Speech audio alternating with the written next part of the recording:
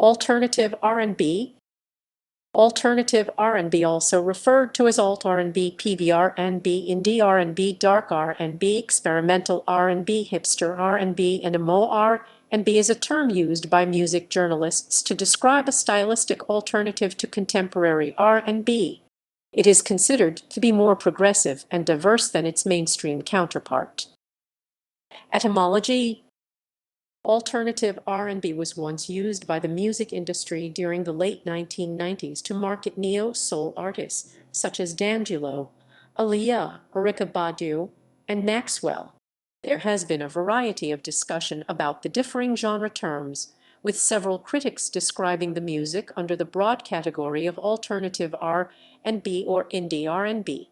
The term hipster R&B has been commonly used, as has the term PBR&B, a combination of PBR, the abbreviation for Pabst Blue Ribbon, a beer most recently associated with the hipster subculture, and R&B.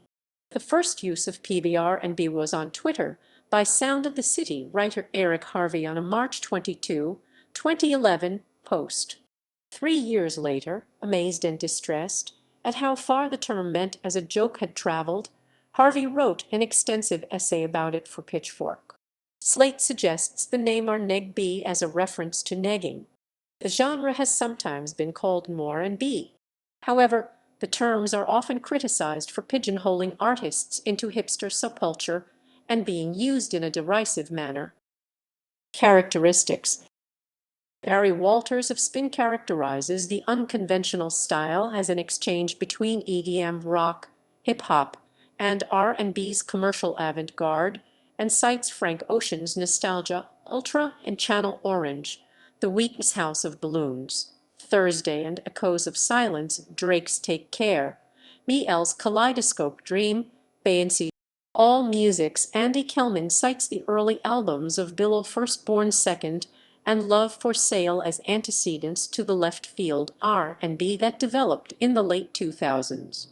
According to Jim Farber of the NY Daily News, the Soulquarians collective of the late 1990s and early 2000s, which Billow was a part of, corralled leaders of the alternative R&B movement like The Roots and D'Angelo. Janet Jackson's sixth studio album, The Velvet Rope 1997, is cited as one of the genre's stylistic origins.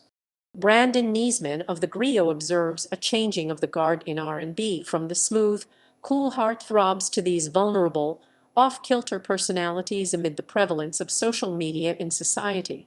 Niesman finds the subject matter of these new wave artists to be more relatable, and writes of alternative R&B's characteristics.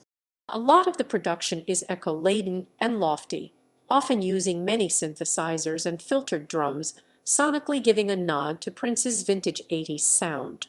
Additionally, for the most part, it doesn't feel as if these artists are selling sex as their main entree. Granted, they still sing about the topic, and in explicit detail, but it's in equal proportion to drugs, spirituality, and personal philosophies. You don't get that same diversity in subject matter from the majority of modern R&B singers. Hermione Hobie of The Guardian writes that the music is quietly radical and observes an ongoing, mutually enriching dialogue between indie and electronic musicians and R&B artists. Jarek D. Kennedy of the Los Angeles Times feels that the new movement feels like the most significant stylistic change in R&B since neo-soul rolled around in the 1990s. Response.